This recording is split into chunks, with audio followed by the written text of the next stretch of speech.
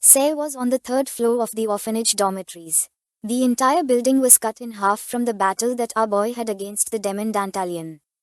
While the moonlight was illuminating the area, Say grabbed the red-haired woman by her arms, who could not speak. With a sincere expression, Say mentioned that her ability to find the person she wanted was definitely useful. Her eyes were filled with sadness. She had found Rose. But the other person she was looking for simply could not be found no matter what she did. The eyes of the red-haired woman were shining with exhaustion. Say moved the strand of hair she had on her ear.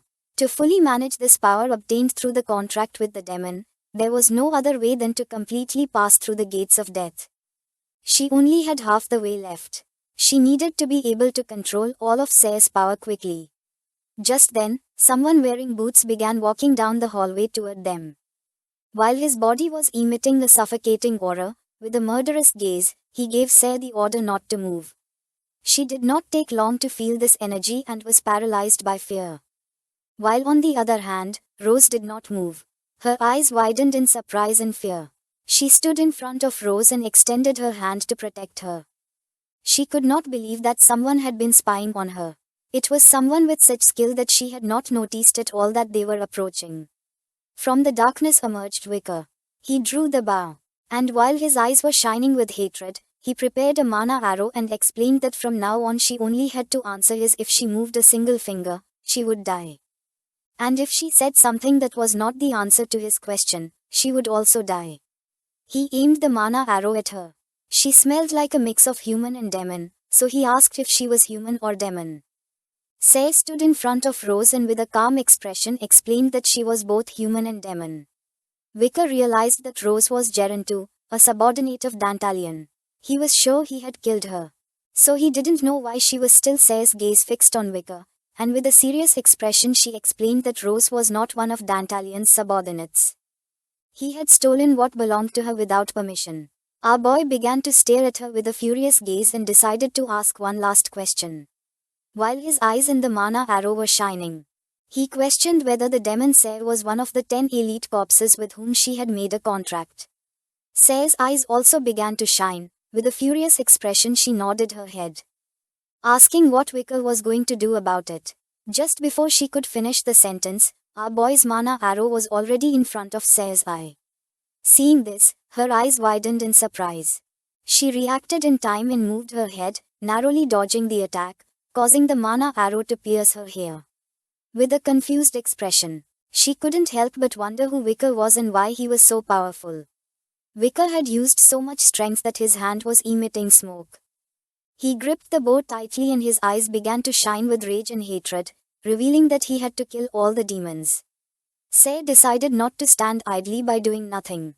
She placed her hand on the ground and used her power, making magical circles appear, and from them skeletons began to emerge.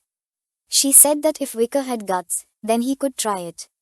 Just then, children's skeletons also began to emerge from the ground. Say started observing them, and her eyes widened in surprise. She couldn't believe that even the corpses of children had turned into undead. Wicker's gaze fixed on the skeletons, and his eyes also widened in surprise. With a cold expression, he prepared to shoot a mana arrow, apologizing to all the children. The skeletons began to charge at him, but our boy shot the mana arrow at them. The attack was so powerful that part of the building broke into pieces, creating a great explosion. The skeletons were not powerful enough, so many turned to ashes. Say decided not to waste this opportunity, and taking advantage of the explosion, grabbed Rose and jumped out of the building. But Wicker was not going to let this happen. With a leap, he appeared behind her, prepared to shoot another mana arrow, and with an arrogant gaze, he asked Rose not to think that she would be able to die peacefully. Upon hearing his voice, Say, who was in the air and holding on to Rose by the arm, turned around and couldn't help but go into shock. She embraced Rose, who seemed like a lifeless body. Say's eyes were filled with despair. She prepared to counter-attack, asking Rose to hold on tight.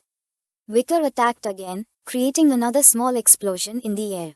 Say blocked the attack, and part of her clothing was now torn. She and Rose descended to the ground, and not long after, Wicker did as well, creating tension. Say stood in front of Rose, and while Looking at the ground, she recognized Vickers' archery and asked what his relationship with the Balak tribe was. While Vickers' eyes were glowing, he simply remained silent in thought before responding that he was one of the hunters of Balak. Upon hearing this, Sarah could not help but clench her teeth tightly. Thinking that he should have been there that night, her eyes began to shine with hatred. She extended her hand and using her power began to summon a ball of mana. She started staring at Vicker and swore to kill him, believing that he was also a barbarian. She launched a powerful ball of mana towards Vicker. But luckily he reacted in time and narrowly dodging the attack, although in the process part of his cape was burned. Vicker became curious and his gaze fixed on her. He did not know why she knew the Balak tribe. Sarah extended her hands and prepared to attack again. Now that he was closer to her, he could feel her better. She emitted the scent of a living human.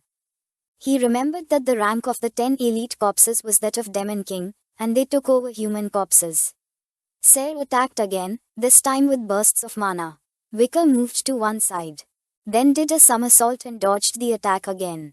The bursts of mana struck the building, creating small explosions, and Vicker descended to the ground. But once he stepped on the ground, spikes made of stone emerged from it and without giving him a chance to react, they pierced his chest. Sarah, who was standing in front of him, was controlling the spikes.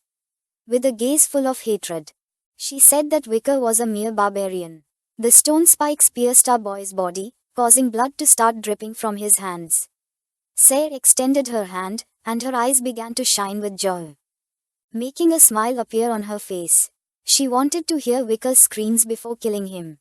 But then, the stone spikes fell to the ground, and upon seeing this, Sarah's eyes widened in surprise and confusion. She did not know what was happening. The wounds that Vicker had on his chest began to heal. He stood up, clenched his fists, and his gaze fixed on her. Sarah couldn't help but wonder if he was human. Our boy began to coil his bow and mentioned that after clashing with her a few times, he understood it. She was much weaker compared to the other elite corpses because she was only a half-demon. He put away the bow, started observing her, and made it clear that there was no need to converse with her anymore. Sarah remained still in silence, not knowing what to do. While Vicker's eyes were shining with hatred, he swore to kill her.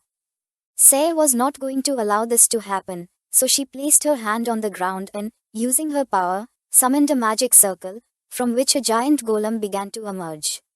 The golem started roaring. She made it clear that the one who was going to die would be him.